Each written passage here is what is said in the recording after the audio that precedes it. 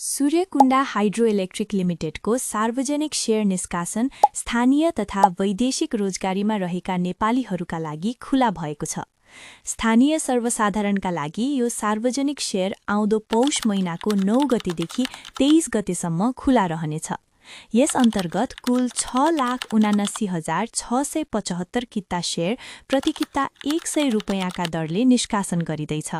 त्यसैगरी वैदेशिक रोजगारीमा रहेका नेपालीहरूका लागि यो सार्वजनिक शेयर पौष महिनाको 9 गतेदेखि 14 गतेसम्म खुला रहनेछ। वैदेशिक रोजगारी कोटा अन्तर्गत कुल 68,967 किता शेयर निष्कासन गरिनेछ।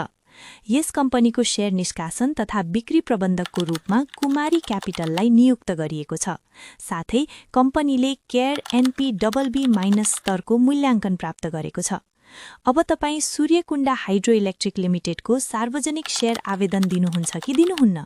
आफ्नो प्रतिक्रिया कमेन्ट मार्फत दिन नबिर्सनुहोला।